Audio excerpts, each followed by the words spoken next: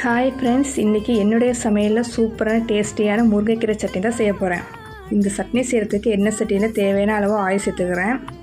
Oil சூடானதும் கொஞ்சமாக பெருங்காயம் சேர்த்துக்கிறேன். பெருங்காயம் பொரிஞ்சதும் க்ளீன் பண்ணி வச்சுருக்க முருங்கைக்கீரையை சேர்த்துக்கிறேன். முருங்கைக்கீரை 1 இல்லை 2 கொத்து சேர்த்தா போதும், ரொம்ப சேர்க்க வேண்டாம்.